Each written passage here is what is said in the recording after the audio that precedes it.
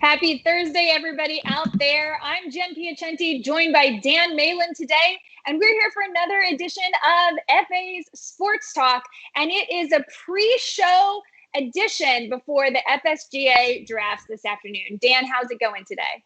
Doing pretty well. Doing my FSGA research for the past few drafts. Had a really interesting one yesterday that I'm excited to talk about. And then definitely looking forward to previewing this draft and talking a little baseball as well. Yeah, lots of news going on. Obviously, this is kind of the kickoff to the fantasy football season. For those of you who don't know about the FSGA, it is a conference for the Fantasy Sports Gaming Association. We do it twice a year, once in January, once in June, and we do two big drafts. In January, we do the MLB draft, and in June, we do the NFL draft. And these are kind of the first expert drafts, the ones people look to see what the early trends are, who likes who. They are 14-team, so they are a little larger than a lot of home drafts, but they're 14-team drafts. The rules are they are PPR, one quarterback leagues with 3 wide receivers, pretty standard. And we've already had 2 drafts with that setup this week. The Champions League was Monday. Tuesday was the American League. Yeah. And then yesterday we had a really different kind of draft called the futures and props draft, which we're going to talk about in a minute. But for today, let me just quickly preview today. Today, we are going to have the National Conference Draft. So let me just give you the key info and teams here. I already told you it's a PPR, one quarterback league with 3 wide receivers. In the number 1 spot will be Anthony Perry of Fantistics. In number 2, Kimmy Chex and Adam Rank will be joining us from the National Football League. In seat number 3 is Scott Engel from Rotoballer. In seat number 4, David Israel from Roster Metrics. Number 5 will be Regan Rector from SCA Promotions. And then we're going to have Zach and Nick from Monkey Knife Fight drafting 6th. Nice. Joshua Kaplan and Jeff Dvorak are going to be drafting for International Bank Card in slot 7. At number 8 will be Matt Holt, Steve Pastorino, and Austin Lucky with U.S. Integrity. And number 9 will be Holden Kushner and Chris Allen at 4 for 4. Number 10 will be Brian Jester with Occupy Fantasy. Number 11 is Ken Moody and Jeff Haverlack with Dynasty League Football. My apologies. Number 12 will be Elling Hoffling and LJ Rader from Sports Radar. Number 13 will be Jim Bowden with SiriusXM Radio. And number 14 will be Sandy Plashkis with Owner's Box. So as you can see, lots of really, really smart fantasy minds. We're going to see what happens. So, Dan, what do you think is going to happen today? How early do you think a quarterback is going to go? Based on what we've seen from like the first 2 drafts on Monday and Tuesday, we saw Lamar Jackson go in the 2nd round. We saw Patrick Mahomes go in the 3rd round. It'd be nice to see one of the quarterbacks fall to the 3rd round a little bit. I think reaching the 2nd round is just way too early. I could understand going for Jackson or Mahomes in the 3rd round. I feel like in the 1st and 2nd rounds, I really want to get like a solid running back, a really good wide receiver. And then even then, I'm looking at, Nando DeFino's draft from Monday, and he waited until round 14 to take Gardner Minshew as his first quarterback. So, I mean, yeah, it's really up to preference, how the draft falls to you. I love Kyler Murray in rounds 5, Russell Wilson in round 6, and Dak Prescott in round 6. I think Dak in round 6 is a phenomenal value, especially in a 14-team draft. For sure. But it definitely wouldn't surprise me to see Lamar Mahomes go in the 2nd round. It's not my cup of tea, but I understand some teams just really want to lock up one of the 2 best quarterbacks in the league. Well, here's my question to you. Who do you think is going to be the superior fantasy quarterback for 2020? Do you think it's going to be Mahomes or do you think it's going to be Jackson? I think it's going to be Mahomes, and I think we debated this a week or 2 ago on Table Let Discussion. I understand Lamar's, he's got the running upside and everything, but give me the presumed full season of Patrick Mahomes. As much as he throws it, he's got phenomenal weapons. They added Clyde Edwards-Helaire, and I understand the Ravens also added J.K. Dobbins. But I'm going to put my faith in the guy who's won an MVP. He's coming off the Super Bowl. If they can keep him healthy and get 16 games out of him, I prefer Patrick Mahomes.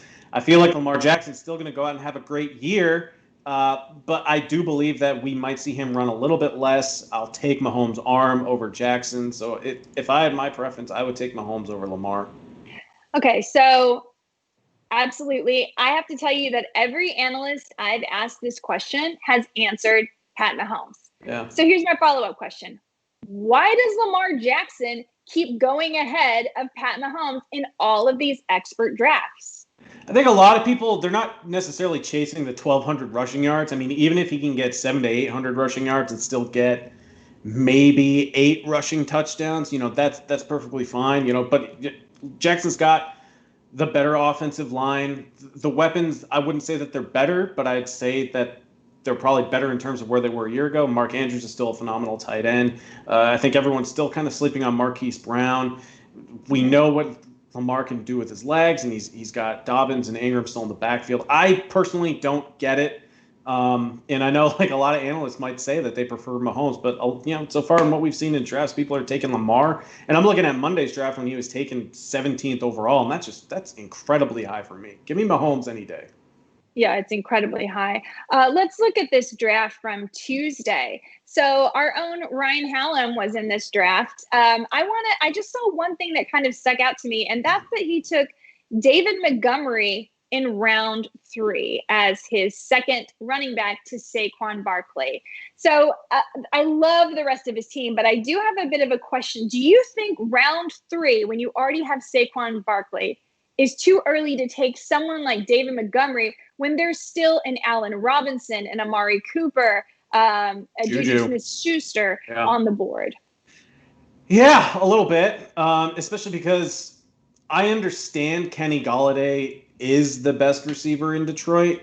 Mm-hmm. There are still parts of me that are weary about relying on Kenny Golladay as a wide receiver 1, and that's who he took. And he came back and he got Tyler Lockett, but I don't really think I'm not crazy about the wide receiver depth that he has in general. I probably would have preferred going with Allen Robinson or Cooper. Odell was also still on the board, and I understand people, you either love Odell or you hate Odell this year. But definitely, what is that, 29th overall or 30th overall for David Montgomery? It's a little high. Even if he was going to go running back, I may have gone with James Conner, who I know you kind of like this year. I may have even gone with Le'Veon Bell or Chris Carson. David Montgomery didn't wow me last year, and I was very excited about him heading into the year. Egg on my face because I was wrong. But, yeah, early round 3 for David Montgomery, it's kind of risky, especially because there were really good wide receivers still available. Yeah, I mean, for me, I'm looking at that, and I'm thinking the rest of this team is absolutely fantastic. I love it. But that's the one thing that I think is, it looks like maybe he fell into the idea of I need running backs early. But even amongst that, I guess he's a big David Montgomery fan. I understand the argument for David Montgomery. There certainly should be volume. He should be the main back in Chicago. But my issue is when you watch David Montgomery, the guy can juke, but he has no burst afterward. I just don't think he's the bigger talent. And then you still got Nagy there. So I'd rather have David Montgomery. I think he's a great value if you can get him a little later, but I think third round's a little early. Now, that being said, this is a 14-team league. So I'm mostly just looking at it thinking there was better value on the board there. And that's one thing we'd like to caution at Fantasy Alarm.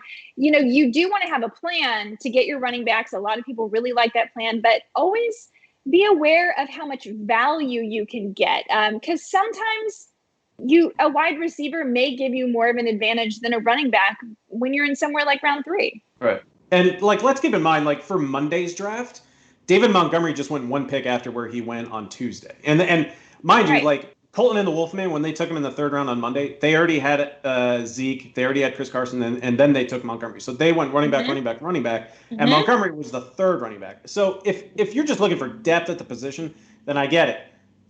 Early round 3 is still not where I like him, but it's a 14-team draft. You have to, if you like him, go and get him. I know a lot of people will kind of harp on a lot of the picks in these drafts because they're thinking guys may have gone too early. We saw Keyshawn Vaughn in Monday's draft. He went first pick of round 5. Cam Akers went in round 3. Devin Singletary went in round 2, and then I think on Tuesday's draft he went in round 4. If you like a guy, you got to go and get him in a 14-team league because it's not an 8 or a 10-team league draft when there's a chance that the guy comes back to you. There's 14 picks at minimum. There's upwards of 20 picks in between when you're selecting. So if you like a guy, go get him. And then don't care what anyone else thinks. So while I think David Montgomery is if you like him, just take him in the 3rd round and be done with it. You could absolutely be right about that. And I have to say, he got a great value with Mark Andrews in round 5, and then came back with Jordan Howard. Talk about running back depth. And Kyler Murray, round 7. Fantastic. Zach Moss, round 8. So really, we're just picking on him because he's our friend. And, look, like he got Preston Williams in round 9, and I've said numerous times on Table Out Discussion, Preston Williams is a really good value. He was the Dolphins wide receiver 1 up until he got hurt last year. And then he came back with Brandon Ayuk in round 10. So, I mean, I don't love like the top of the line receivers that he has. I've already said like I don't really like Kenny Golladay too much as an elite wide receiver 1. I think he's a solid wide receiver 2. But he's got good depth with Williams and Ayuk, and then he came back with Randall Cobb and Allen Lazard. So it is a good draft for him. I'll give you credit there. Yes, it absolutely is. Now let me ask you a question. It's going back to this running back early thing. Again, we've said many times, like there aren't very many workhorse backs anymore. You want to get one early if you can. That's really smart. But I'm still wondering, but as you go down the line, how important is it? So let me ask you this question. Would you rather have the duo of Clyde Edwards-Helaire and Leonard Fournette, or the duo of Josh Jacobs and Devontae Adams? Oh, man.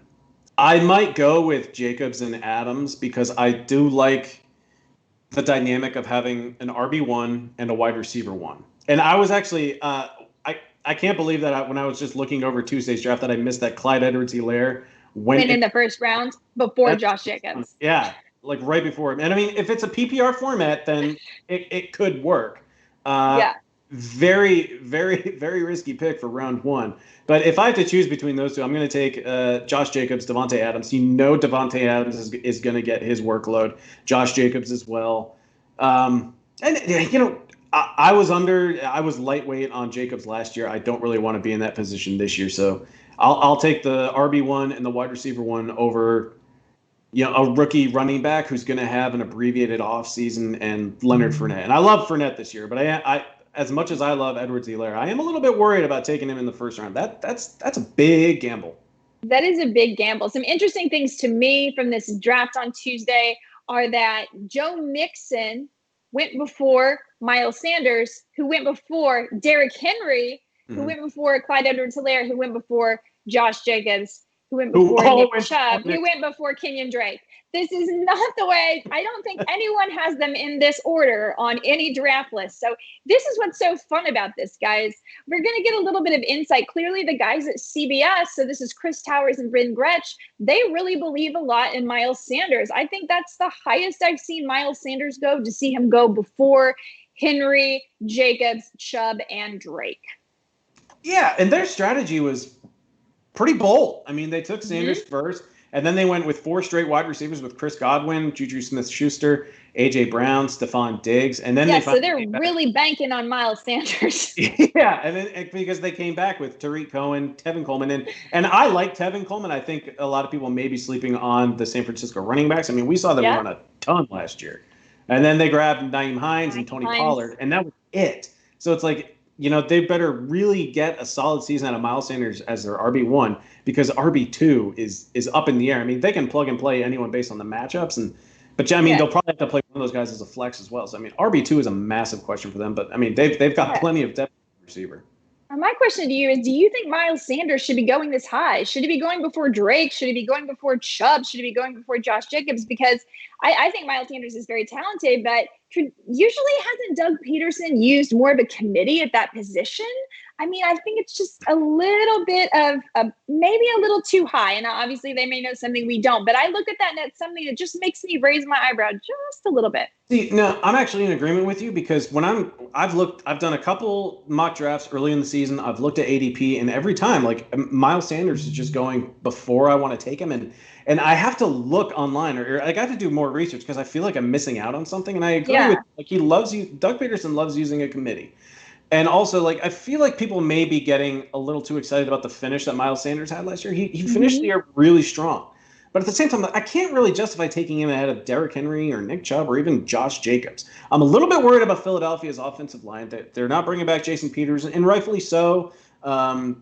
He's I think 38 years old now. He's been injured the last couple of years. So they're looking for Andre Dillard to step up at left tackle. They just lost Brandon Brooks, who's been a been to the Pro Bowl 3 straight years with Philadelphia after kind of being underwhelming with Houston. But they lost Brooks to another Achilles injury, so that leaves kind of a hole at guard. They just lost another massive guard that they had for depth last year with Vaitai. He went to Detroit. So, I mean, like, the offensive line is still good. They got Jason Kelce. They've got Lane Johnson. Dillard could be perfectly fine at left tackle. I am a little bit concerned about the interior line, and I do think it'll be a little bit weaker without the presence of Brooks. So I'm not exactly confident that the offensive line is going to be as good as it has in recent years, and I do worry that it may impact the running game a little bit. For me, I don't get it. Like, he's going to go higher than where I would like to take him. No matter how much research I do on Miles Sanders, I'll never be able to understand the love for him. So we were talking last week on Table This Discussion a little bit about drafting handcuffs, and then Howard brought up the point, maybe it's not really so much about drafting a handcuff for injury. Maybe it's more about getting a piece of a certain kind of an offense. So, if you were going to take Miles Sanders, would you also be sure that you got Boston Scott? At the right price, maybe. We've seen Boston Scott have a few good games. I mean, because when Philadelphia had Jordan Howard, and they couldn't really rely on him either, and Boston Scott came in for a few good games as well. So I would maybe consider cuffing Miles Sanders with Boston Scott, but I also don't really want to because I'm worried about what I might be passing up if I have to take Boston Scott. So my question is, they later rostered, after Nyheim Hines, Tony Pollard. Do you think that was more about sniping a handcuff or more about them thinking that Tony Pollard would be better than taking someone like a Boston Scott?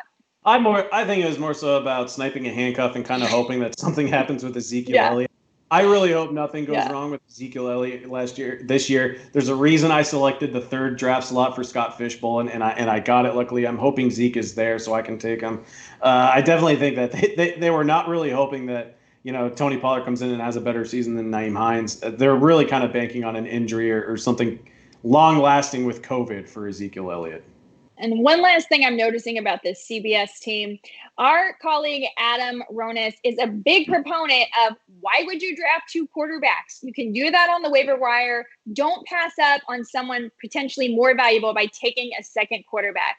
And CBS waited all the way until round 14, much like Nando DeFino did, and took Gardner Minshew.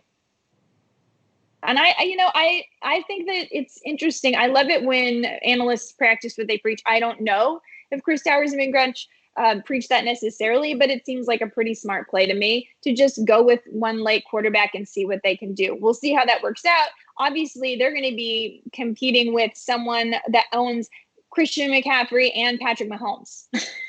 So it's definitely a bold strategy, especially when you look at the quarterbacks that went, like Daniel Jones and Tom Brady, Drew Brees, Jared Goff, Drew Lock, Baker Mayfield. Like, they all went round 10 or later, and they felt okay waiting until round 14 to eventually take Gardner Minshew.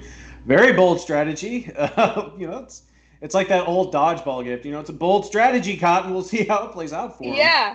Yeah, I thought Nyheim Hines was a bit of an early take as well. But, this is what's so interesting. Especially because Hines is like RB3 on the depth chart. Right. That one really confuses me. So, but you know what? This is what's so interesting. As I said, these are some of the finest minds in fantasy today. There's so much we can learn. So you guys dig through this, ask questions, try to figure out what's going on and, figure out a strategy for yourself. Now, yesterday we had a really cool draft that was all futures and prop bets. And there's been nothing like it before. I think this was a brilliant idea. I don't think there's any question that the future of the gaming industry is going to be a lot of these sports wagers, especially in shortened seasons like this NBA playoff season, the shortened MLB season, what could be a shortened NFL. We pray not, but you just have to be aware that this is what could happen in COVID-19. But it's very easy to place team props, player props, lots of things like that are lots of fun. So this draft started, everybody had a $10,000 bankroll. They had a minimum bet, I believe, of $250 and a max bet of $1,750, and they got to pick their props. And you saw some pretty fantastically differing strategies, which I'm super excited about. We're actually going to have Dan Harris on from Fantasy Pros on Alarm After Hours tomorrow night to talk a little about his strategy, which was one of the ones that stood out the most to me. He has a potential payout of $225,500. He did have to take the Falcons to win the Super Bowl to get that big of a payout, but it is a pretty interesting strategy. We'll talk more about that. But was there anything here that stood out to you, Dan, when you look at this? It's so much fun. So in looking at Dan's picks, I actually like Kevin Stefanski as coach of the year, and I know a lot of people might be heavier on putting money on Belichick. But the Browns were 6-10 last year. They went out, they improved the offensive line with one of their first-round draft picks, and they also acquired Jack Conklin. They've also got Austin Hooper. Like the weapons are in place for Baker Mayfield to show us why the Browns made him the number 1 overall pick. And Stefanski's getting 20-1 odds right now for Coach of the Year, and all he really has to. They went 6-10 last year, I think. And I looked at their schedule. I tried to be as objective and fair as possible. I think that it's pretty safe for them to get to 8-8. Dare I say they get to 9-7 or 10-6 and possibly make the playoffs? If the Browns make the playoffs this year, I don't understand how you possibly don't give Stefanski the Coach of the Year award. And that's great odds for 20-1, especially because the playoffs are expanding this year. There's an extra team from the AFC and the NFC that'll go in. I think that I'm not going to jump all over the Browns and do what people did a year or two ago when they declared them going to the Super Bowl after they acquired Odell Beckham Jr. and they drafted Baker. You got to approach it with a little bit of a level head. So I actually like Stefanski to win Coach of the Year. And not to sound like a company man, because the last thing I want to do is really stroke the ego of Howard and Ronas. They had a lot of really good picks, ranging from Michael Thomas getting over 8.5 touchdowns. He's had in 3 of his 4 seasons, he's had 9. Could easily see him get double digits for the first time this year. They also took the under on Mike Evans' receiving yards at under 1,200. Mm-hmm. That seems pretty good. That seems like chalk to me. They took the over on Odell's TDs at 6.5. I think that's a slight gamble, but I mean, if he gets 7, which is within reason, that's perfectly fine. And then as a late round draft pick, they had AJ Green under 7.5 touchdowns with a rookie quarterback who's going to get a shortened training camp. Yeah, that seems like a really good bet as well. I mean, I think they made some fantastic bets. They played it much more conservatively. Their total payout is $56,000, but I think they're more likely to win a lot of theirs. So, we're going to see. This is going to be so interesting to see who wins this league. I want to jump back real quick to Dan Harris's.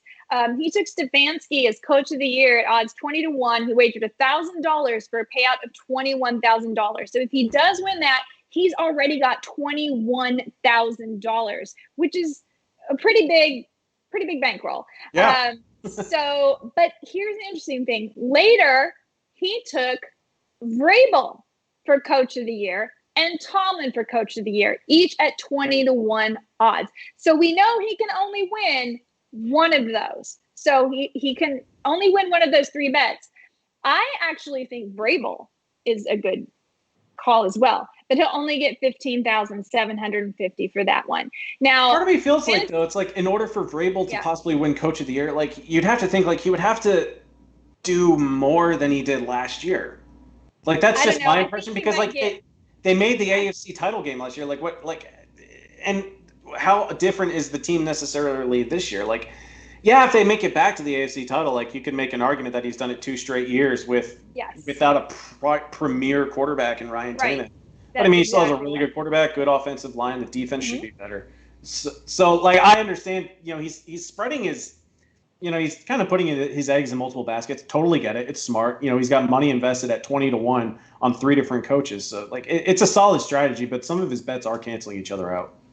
Yeah, so that's the question, and that's going to be interesting to find out at the end of this. Like, what is the smarter strategy? If only 1 or 2 of his hit, he's going to win big time, but he very likely could end up in the the 0 pile. Now, Fantasy Alarm played like the much more even. I feel like they made a whole lot of smart bets, and they could easily take home 7 of these, 8 of these. But you see a lot of people did the same thing. Dynasty League football, potential payout of $192,000. There was one guy, let's see, Logan Glazer. Was that who it was? One of them took all unders. Oh, here it is. Ian Allen took everybody for an under. Every single bet was an under. And a lot of that's a pretty bold strategy, but I'm looking at a lot of them, and they're not. And they're not awful. Yeah, no. Devontae Parker under 7.5 touchdowns, reasonable. Yeah. Justin Jefferson under 725 receiving yards, might be a little bit risky, just depending on how much work he gets out of the slot. But yeah, I mean, Lamb under 749. I mean, it's kind of smart to bet on those rookie wide receivers. I mean, we've been saying they're not going to get the time in camp, right? I'm deeply concerned about every single rookie in camp. I'm also seeing that he took Teddy Bridgewater under 23.5 passing touchdowns. That's another one that could also work. Bridgewater going into a team. That offensive line could be much worse this year. Good weapons, but I mean, depends on if he can get a good grasp on Matt Rule's offense. But yeah, it's an interesting strategy to go all unders. It's a pretty interesting strategy. So lots of different strategies. And you know what? This is the first time ever. So I'm pretty sure everybody's developing a strategy. And as this goes on through the years, and I hope it does stay, they will evolve. Now, one thing I may not have mentioned is the Champions League drafted on Monday. The bottom 3 finishers of the Champions League will be relegated to the other leagues, and the winner of the other leagues will all be promoted to the Champions League for next season. So there's a lot at stake there, some pride, some bragging rights, the big ring, of course, which will be presented at the January conference, hopefully in person. Didn't Ronas win last year? Ronas did win the ring last year. He won.